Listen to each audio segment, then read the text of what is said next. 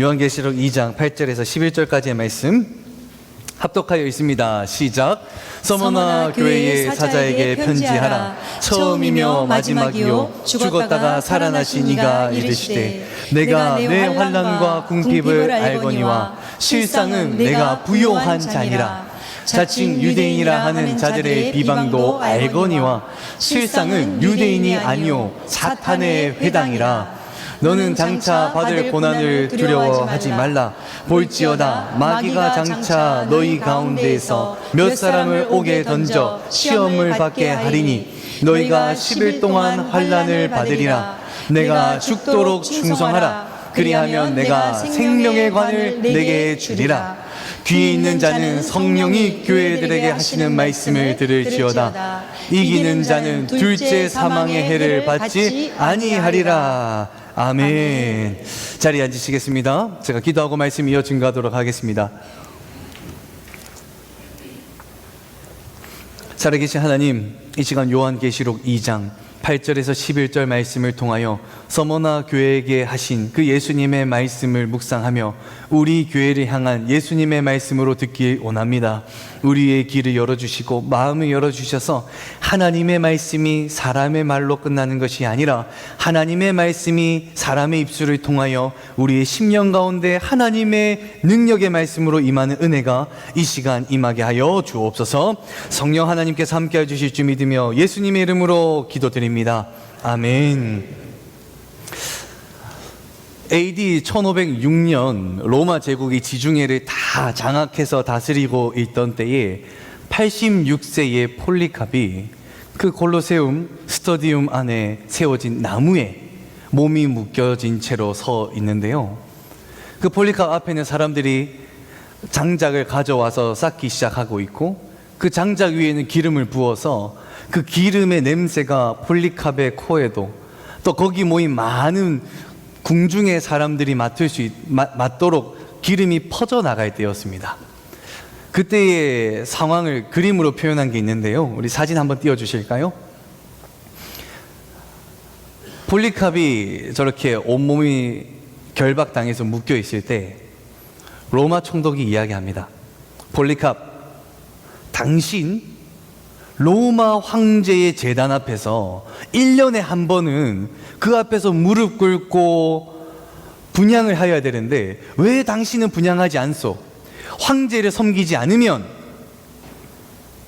당신은 심판받아야 됩니다. 그러나 내가 당신을 보니 예수 한 번만 부인하면, 예수를 이 모든 사람들 앞에서 비난 한 번만 하면 내가 당신 살려줄 수 있으니 지금 이 시간 마지막 기회입니다. 예수를 비난하시오. 예수를 부인하시오. 이때 이 폴리캅이 이렇게 이야기합니다.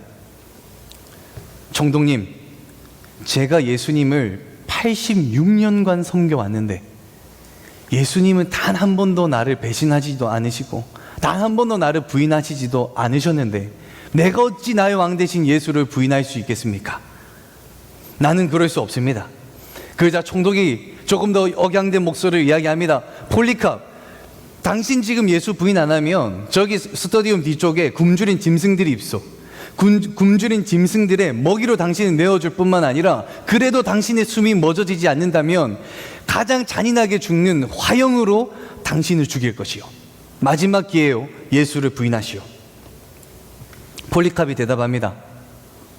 총독아, 당신은 나에게 1시간 불타버리고 사라져버릴 그 불로 나를 협박하지만 나는 하늘에서 내려올 영원한 심판의 불을 아노라. 그러니 당신이 원하고자 하는 것을 행하라. 더 이상 지체할 필요가 없다. 그자 총독이 이야기합니다. 불을 지피라. 옆에 있던 종이 가지고 있던 불을 장작에다 붙이고요. 그 불로 인해 폴리캅은 그 자리에서 순교를 하게 됩니다. 예수 그리스도를 딱 한 번만 부인하면, 딱 로마 황제 제단 앞에 절 한 번만 하면 살려준다고 하는데 이 폴리캅은요, 그 한 번조차도 예수를 부인하지 않습니다. 부인하지 않아서 결국 화형당해 순교하고 마는데요. 만약 여러분이라면 어떻게 하시겠습니까? 여러분의 몸이 다 묶여져 있어요. 예수 한 번만 부인하면 살려주겠다라고 할 때 여러분 끝까지 예수 부인하지 않을 수 있겠습니까? 고개 끄덕이는 분들 많이 안 계세요. 선뜻 이야기하기는 어렵죠. 그런데 만약 여러분의 가족까지도 다 묶여 있다면, 여러분의 대답만으로 여러분의 가족의 목숨이 달려 있다고 한다면 여러분 뭐라고 대답하시겠습니까? 저도 여기서는 지금은 저는 예수 부인 안 하고 죽겠습니다 라고 얘기하겠지만, 막상 그 상황에 들어가가지고 저의 대답으로 온 가족의 목숨이 달렸다고 한다면 정말 쉽지 않을 것 같아요. 정말 쉽지 않을 것 같아요. 예수를 부인하지 않기가 너무나도 어려울 것 같다는 거예요. 그런데 이 폴리캅은 어떻게 이렇게 끝까지 예수를 부인하지 않을 수 있었을까요? 폴리캅은요, 눈에 보이는 불보다도 어디를 바라보았느냐? 하늘에서 임할 영원한 심판의 불을 보았고요. 폴리캅은 자신의 몸을 붙들고 있는 그 로마 총독을 바라보기보다 누구를 바라보았느냐? 하늘에 계시는 하나님을 바라봤던 겁니다. 이 폴리캅이 끝까지 예수를 부인하지 않을 수 있던 것은 폴리캅의 소망은 이 땅에 있는 것이 아니라 그의 소망이 하늘에 있었기 때문입니다. 하늘에 소망을 둔 사람들에게 주어지는 고귀한 희생이 뭐냐? 순교입니다. 예수님의 11 제자들을 보면요, 예수님이랑 3년이라는 시간을 같이 보내면서 참 동고동락하면서 밥도 먹고 잠도 자고 예수님이 행하는 많은 기적과 이적을 바로 옆에서 목격하고 경험했거든요. 그런데 그 예수가 십자가에서 죽으니 예수들이 다 어떻게 했습니까? 뿔뿔이 흩어졌어요. 예수의 수제자라고 했던 베드로도 예수가 죽는 그 자리에 있으니 베드로도 예수를 3번이나 부인하고 도망갔거든요. 제자들은요, 예수를 따르는 동안 예수님이 하나님의 아들이라는 것을 믿으며 따라갔는데 그 하나님의 아들이 어디에서 죽었느냐? 십자가에서 죽은 거예요. 신이라고 하는 예수가 십자가에서 죽으니 이들의 소망이 부서져 버린 거예요.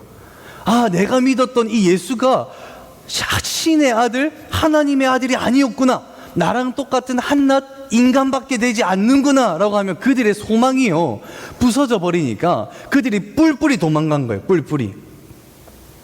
그러나 그들이 다시금 모이게 된, 다시금 예수의 제자가 된 계기가 무엇입니까? 십자가에서 죽었던 예수가 부활한 몸으로 그들에게 보여주었을 때 그들의 마음에 확신이 들었던 거예요. 아, 예수는 하나님의 아들이시구나. 그리고 이 예수는 죽음마저 정복하여 부활하는 정말 하나님의 아들이구나. 그 부서졌던 소망이요, 이제는 이 땅에 있는 게 아니라 어디로 이 소망을 두게 되었느냐? 하늘에 두게 된 거예요. 무엇을 보니까? 예수의 죽음과 부활을 목격하니. 그들의 소망을 하늘에 두니까요, 이들이 복음을 전하는데 어디까지도 복음을 전하느냐? 창에 맞아 몸이 관통당해 마지막 호흡을 내쉬는 그때까지도 예수를 부인하지 않고 복음을 전하게 되고요, 몸에 있는 살 가죽이 벗겨져서 몸에 있는 피를 쏟아내리는 그 고통 가운데서도 그들은 예수를 부인하지 않고 복음을 전하게 되고요, 또 한 명의 제자는 나는 예수와 똑같이 십자가에 달려 죽을 자격조차도 없다, 나를 거꾸로 매달아라라고 해서 십자가에 거꾸로 매달려 죽는 그 순간까지도 이 예수님의 제자들은요, 예수를 부인하지 않고 복음을 전하는 일에 노력합니다. 목숨 겁니다. 왜 그들이 그럴 수 있었습니까? 그들이 그들의 소망을 이 땅에 둔 것이 아니라 하늘에 두었기 때문입니다. 하늘에. 오늘 본문 말씀에 이 서머나 교회가 하늘에 소망을 둔 교회였거든요. 요한계시록에는 7개의 교회가 나옵니다. 그 중에서 5개의 교회는 예수님이 책망의 메시지가 있어요. 너희 잘못하고 있어? 그런데 2 교회는요, 예수님이 책망하지 않아요. 한 교회는 빌라델피아 교회였고 나머지 한 교회가 어느 교회냐? 오늘 본문 말씀에 서머나 교회였던 거예요. 서머나 교회는요, 책망의 메시지가 없고 하나님 앞에, 예수님 앞에 칭찬받는 교회, 예수님께 쓰임받는 교회가 서머나 교회였던 거예요. 오늘 말씀을 통해서 우리 남원주 침례교회도 서머나 교회처럼 예수님께 칭찬받는 교회, 우리의 소망을 하늘에 두고 신앙생활하는 교회 되기를 주님의 이름으로 축원합니다. 이 서머나 교회가 하늘에 소망을 둘 수 있었던 첫 번째 이유, 부활의 첫 열매 되신 예수님을 믿었습니다. 우리 같이 첫 번째 한번 읽어봅니다. 시작. 부활의 첫 열매 되신 예수님을 믿었습니다. 본문 8절 같이 읽어봅니다. 시작. 서머나 교회의 사자에게 편지하라. 처음이며 마지막이요 죽었다가 살아나신 이가 이르시되. 예수님이 서머나 교회에게 말씀하시며 자기를 누구로 소개하냐면 나는 알파와 오메가요, 나는 처음과 마지막이요, 그러면서 나는 죽었다가 살아난 예수다라고 표현하는 거예요. 나는 죽었다 살아난, 나는 너희를 위하여 십자가에 죽었다 살아난 예수다라고 이야기를 해요. 제가 얼마 전에 한 클립을 보았는데요, 불교 박람회에 나오는 스님의 한 클립이었어요. 이 스님이 MG 스님이시거든요. 말을 아주 잘하세요. 그래서 뭐라고 얘기하냐 들어보니까 교회와 불교를 비교하면서 얘기를 하는 거예요. 그래서 뭐라 얘기하느냐, 교회 가봐라, 다 예수 믿으라고 하지 않느냐. 근데 예수 믿는 사람 100%냐? 아니다.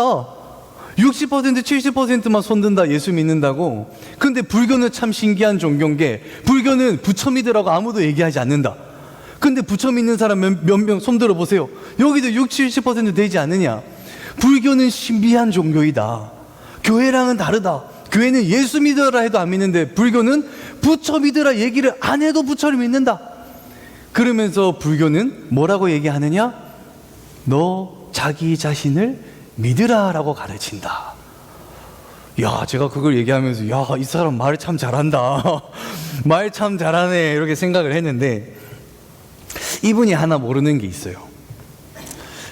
불교는요, 자기 자신을 믿는 게 중요해요. 자기 자신을 믿어서 이 윤회, 끊임없이 반복되는 환생을 벗어나 부처의 세상, 그 윤회를 벗어나는 게 궁극적인 목적이거든요. 내가 해탈의 단계에 이르면 부처의 세상으로 들어가는 거예요. 그러니 내 자신을 믿어 해탈 단계에 이르러야 되는 거죠. 부처가 되는 게 중요합니다.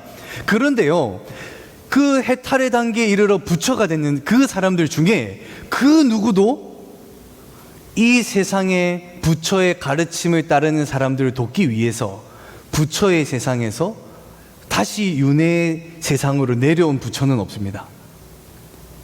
초월적인 존재가 이 땅에 오지 않았다는 거예요. 그 어떤 부처도 부처의 세상에 갔다가 우리를 돕기 위해서 이 땅에 오지 않습니다. 이슬람도 마찬가지예요. 알라의 신이요, 무슬림을 위해서 이 땅에 오지 않았어요. 알라 신이 누구를 세웠느냐? 무하마드를 세웠어요. 무하마드가 이슬람 종교를 만들고 나는 알라의 계시를 받았다라고 해서 이슬람 종교를 만들었지만 그도 훗날 죽음을 맞이합니다. 그리고 부활하지 못했어요. 세상에 있는 그 어떤 종교도요, 신이라는 존재, 초월적인 세상에서 이 땅에 내려온 경우가 없다라는 거예요. 그런데 유일한 한 사람이 있어요. 초월적인 존재이셨지만 그 초월적인 세상에서 이 땅에 내려와 영원한 생명을 주기 위해서 자기 자신을 희생하며 십자가에 못 박혀 죽고 부활하여 승천한 사람은 딱 한 명밖에 없다는 거예요. 그 한 명이 누구냐? 예수 그리스도입니다.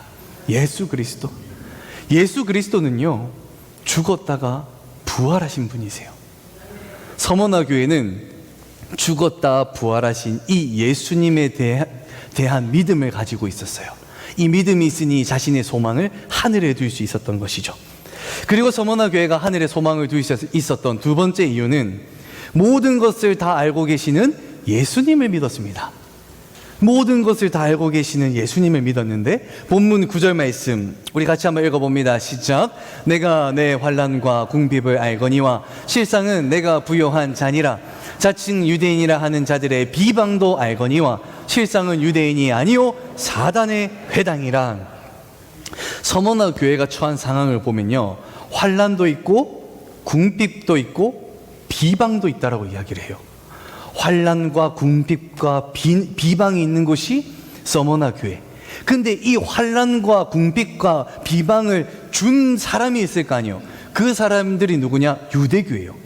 유대교가 누구냐면 AD 70년에 예루살렘이 무너지면서 예루살렘의 기득권을 가지고 있던 세력이 에베소에도 많이 갔지만 어느 도시로 많이 왔냐면 이 서머나 도시로 많이 온 거예요. 이들은요, 지위도 있었고 능력도 있었고 부도 있었고 힘도 있었어요. 그래서 이들이 넘어올 때 서머나 도시의 발전을 위함이다 라고 하면서 1만 데나리온을 이제 헌납하는데, 이 1만 데나리온이 어느 정도냐면 한 사람이 하루 종일 일해서 받는 품삯이 얼마느냐? 1데나리온이에요. 근데 이 유대교가 도시의 어느 지역 발전시키라고 기꺼이 거뜬히 헌납한 금액이 어느 정도냐? 1만 데나리온. 27년 동안 쉬지 않고 일해야지만 벌 수 있는 돈인 거예요. 이들은요, 부도 가지고 있었고 돈도 가지고 있었고, 그러다 보니까 이 로마 총독한테도 돈을 바치고 로마 총독 옆에서 일하는 사람한테도 돈을 바치면서 이 유대교가요, 경제적으로도 힘을 가지고 있었고 정치적으로도 힘을 가지고 있었어요. 근데 이 유대교가 보니까 누가 제일 편이 좀 저급합니다. 꼴 보기 싫냐 보니까 예수쟁이들이 보기 싫은 거예요. 사람들이 유대교의 힘을 보면서 유대교에 들어와야 되는데 이 예수쟁이들이 자꾸 전도를 열심히 하니까 유대교에 들어와야 될 사람들이 기독교에 들어가는 거예요. 그래서 이 유대교가 뭐라고 생각을 하느냐? 이 기독교 예수쟁이들 가만두면 안 되겠다. 그러면서 로마 총독을 찾아갑니다. 로마 총독이요, 우리 유대교는 하나님도 섬기고 로마의 황제도 섬깁니다. 그런데 저 예수쟁이들은 예수만 섬기지 로마 황제는 섬기지 않습니다. 우리에게 힘을 주면 우리가 좀 손을 좀 보겠습니다. 가만두지 않겠습니다. 그러면서 유대교가 이 로마 총독의 신임을 얻어가지고 예수쟁이들을 얼마나 핍박을 하는지, 예수 믿는다 하면은 거짓 증언을 세워서 고발하고, 예수 믿는다 하면 그 사업이 망하도록 사람들을 붙여가지고 그 사업이 쫄딱 망하게 만들고, 예수쟁이들이 모여서 예배를 드리면 그곳에 군사들을 보내서 다 잡아다가 감옥에 가두고, 그 중에서도 예수를 끝까지 부인하지 않는 사람들은 스터디움의 짐승의 먹이로, 또 화형장으로, 창으로 피부를 벗겨냄으로써 그들을 핍박하게 이르렀다는 거예요. 서머나 교회는요, 예수님의 책망이 없지만 굉장히 아픔이 많은 교회예요. 핍박과 궁핍과 비방이 있는 교회가 서머나 교회였던 거예요. 이 서머나 교회 성도들이 얼마나 외로웠을까요? 다른 교회들은 이렇게까지 어려움들이 없는데 왜 우리 교회는 이렇게 어려움이 있는가? 왜 우리 교회만 이렇게 힘든 고난을 겪는가? 그때 예수님이 말씀하시는 거예요. 오늘 9절 말씀에 이렇게 나와 있죠. 내 환난과 궁핍을 내가 안다. 내가 안다. 그리고 밑에도 나와 있습니다. 유대인이라 하는 자들의 비방도 내가 안다. 안다. 예수님이 교회를 위로하시는 거예요. 너희가 혼자 겪는 어려움인 것 같고 너희 교회만 겪는 어려움인 것 같지만 내가 다 알고 있다. 아무도 모르는 것 아니다. 너희의 주인 되며 교회의 사자들을 붙들고 있는 나 예수가 다 알고 있다. 다 알고 있다. 그러니 서머나 교회가 모든 것을 알고 있는 예수님에게, 그 예수님이 계시는 하늘에 자신의 소망을 줄 수 있었던 거예요. 그리고 세 번째, 이 서머나 교회가 자신의 소망을 하늘에 둘 수 있었던 세 번째 이유, 생명의 면류관을 주신다 약속하신 예수님을 믿었습니다. 우리 같이 한번 읽어보겠습니다. 시작. 생명의 면류관을 주신다 약속하신 예수님을 믿었습니다. 본문 10절 제가 읽어보겠습니다. 너는 장차 받을 고난을 두려워하지 말라. 볼지어다 마귀가 장차 너희 가운데 몇 사람을 옥에 던져 시험받게 하리니 너희가 10일 동안 환난을 받으리라. 내가 죽도록 충성하라. 그리하면 생명의 관을 내게 주리라. 오늘 본문 말씀 보면요, 예수님이 참 너무하게 느껴져요. 9절 말씀에 뭐라 했냐면 너희 가운데 환난도 알고 궁핍도 알고 너희 가운데 비방도 내가 다 안다라고 얘기하셨잖아요, 예수님이.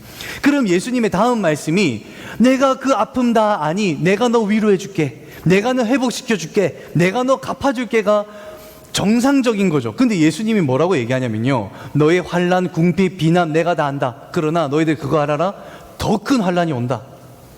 오히려 10일이 넘는 시간 동안 옥에 가두며 너희는 더 큰 고난을 받을 것이다 라고 얘기하면서 예수님이 뭐라 얘기하느냐, 내가 죽도록 충성하라 라고 얘기하는 거예요. 이 말씀, 여기까지만 말씀을 보면 참 예수님 너무해요. 너무나도 힘든 상황 가운데 있는 우리들에게 뭐라고 말씀하시냐? 너희는 죽도록 충성하라. 죽으라는 거예요. 그런데 예수님의 말의 포인트는 어디에 있느냐? 10절 마지막 이 하반절 딱 한 구절에 있어요. 그리하면부터 우리 같이 한번 읽어봅니다. 시작. 그리하며 내가 생명의 관을 내게 주리라. 죽도록 충성해라라고 말씀하신 이유가, 너희가 죽도록 충성하기만 하면 내가 너희에게 생명의 면류관을 주리라, 내가 너희에게 생명의 면류관을 주리라 라고 약속하셨기 때문이에요. 마태복음 7장에 보면 이렇게 이야기합니다. 멸망으로 가는 문은 크고 넓어 그리로 들어가는 자가 많으나 생명의 문은 좁고 그 길이 협착하여 그 길을 찾는 이가 적다. 멸망의 길이 아닌 생명의 길로 가야 될 줄로 믿습니다. 멸망의 길이 아닌 생명의 길인 거예요. 넓고 크고 평안한 길이 아닌 좁고 깊으며 걸어가기조차 힘든 그 좁은 길을 가야 된다고 예수님이 이야기하는 거예요. 서머나 교회는요, 넓은 길로 가는 교회가 아닌 좁은 길로 가는 교회였고요, 멸망으로 가는 교회가 아닌 생명의 길로 가는 교회였고요, 이 땅에 소망을 두고 살아가는 교회가 아닌 하늘의 소망을 두고 살아가는 교회가 서머나 교회였습니다. 오늘 말씀을 정리해 보면요, 서머나 교회가 칭찬받았던 이유는 이 땅에 소망을 둔 것이 아니라 하늘의 소망을 두었기 때문인데, 이 교회가 하늘의 소망을 둘 수 있었던 세 가지 이유는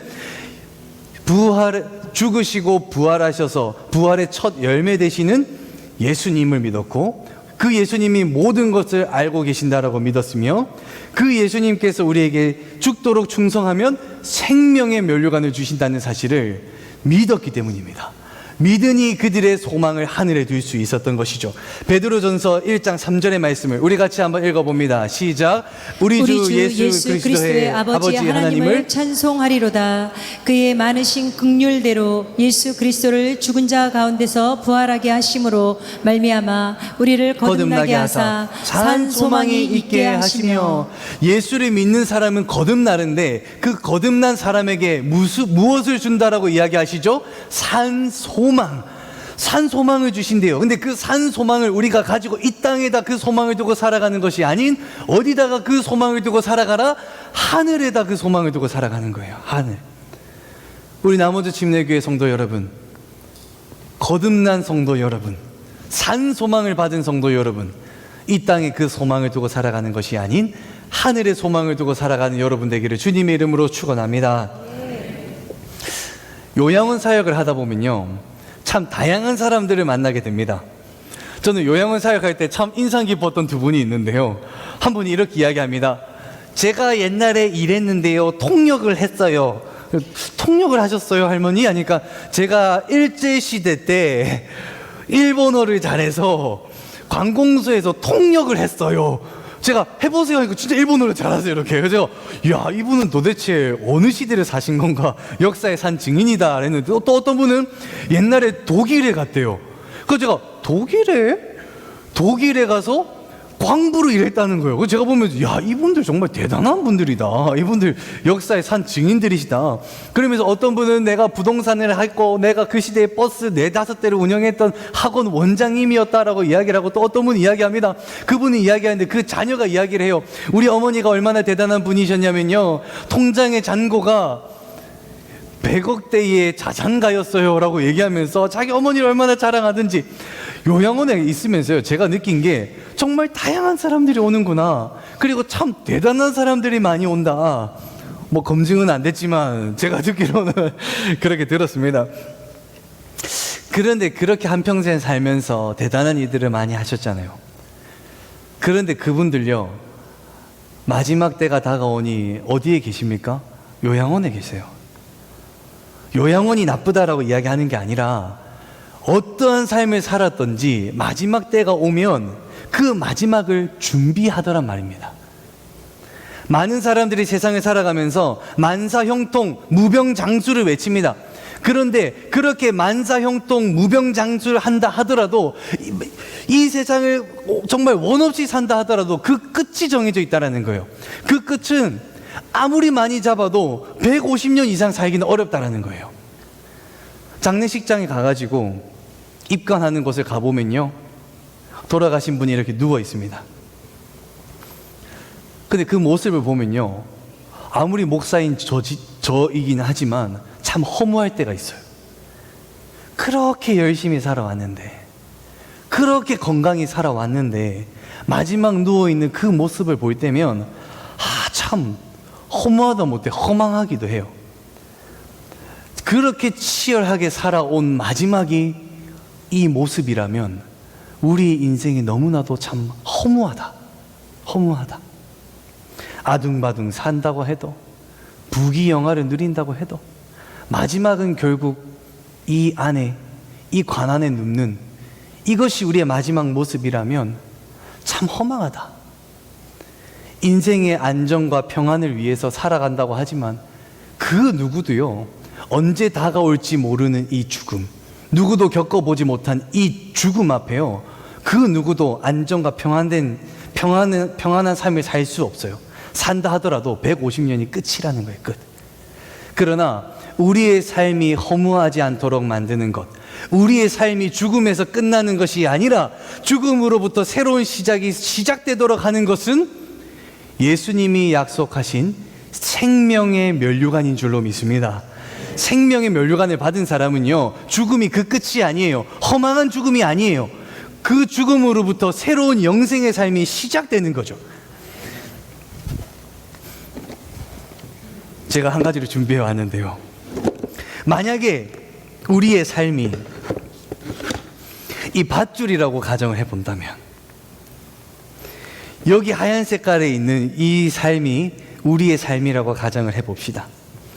여러분들이 이 땅에서 살아가는 10년, 20년, 30년, 40년, 50년, 100년, 정말 장수하여서 150년이 산다라고 쳐봅시다. 150년. 우리가 얘기하는 만사형통, 무병장수, 안정과 평안, 그 모든 것을 누린다 하더라도, 이 세상의 모든 것을 누린다고 하더라도 우리는 어느 시간밖에 못 산다? 이 시간밖에 못 산다는 거예요. 그리고 그 끝은 무엇이다? 죽음이라는 거예요. 우리의 인생이요, 죽음으로부터 끝난다면 이 인생이 너무나도 허무하다는 거예요. 아무리 열심히 살고 치열하게 살고 아둥바둥 살았다 하더라도 우리의 끝이 죽음이라면 너무도 허무한 삶이라는 거예요. 근데 예수님이 뭐라고 말씀하시는 줄 아세요? 그 허무한 삶, 나에게 충성하면 내가 너의 영생을 책임져 줄게. 남들은 죽음이 끝이지만 너희가 나에게 믿음을 주고 너의 충성을 나에게만 바친다면 너의 영생을 내가 책임지겠노라. 100년, 200년이 아니라 수천 년의 시간, 수만 년의 시간, 수억 년의 시간 내가 너와 함께 하겠노라. 이 땅 살아가는 시간 때로 힘들고 아프고 외로운 건 내가 안다. 나는 십자가에서 채찍질 당하고 뺨 맞으며 십자가에 못 박혀 죽었던 나다. 나도 그거 다 안다. 그러나 너희가 이 땅 살아가는 동안 믿음을 가지고 나에게 충성만 한다면 내가 다 책임질게. 내가 너에게 생명의 면류관을 씌워줄게. 내 손을 붙잡아라. 내가 너희를 외롭지 않게 생명의 면류관을 씌워주리라. 오늘 이 시간에도 예수님은 말씀하고 계시는 거예요. 부활한 예수를, 나를 믿으라. 부활한 나를 믿으라. 내가 다 안다.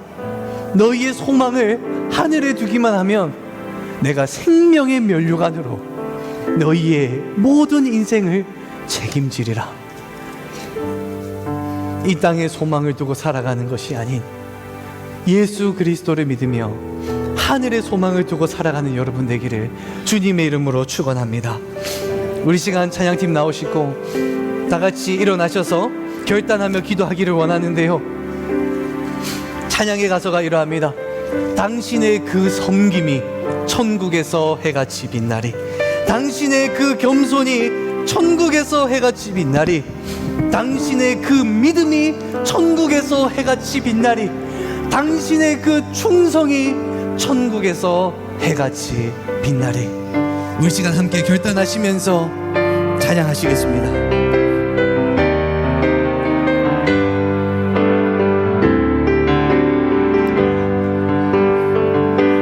당신의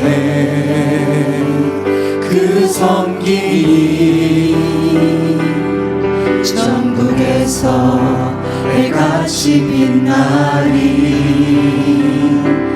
당신의 그 겸손이 천국에서 해같이 빛나리. 당신의 그 믿음이 천국에서 해같이 빛나리. 당신의 그 충성이 천국에서 해같이 빛나리. 주님이 기억하시면 족하리. 예수님 사랑으로 가득한 모습, 천사도 흠모하는 아름다운 그 모습, 천국에서 해같이 주님이 기억하시며 주님이 기억하시면 족하리. 예수님 사랑으로 가득한 모습, 천사도 흠모하는 아름다운 그 모습, 천국에서 해같이 빛나리. 우리 시간 통성으로 기도하기 원합니다.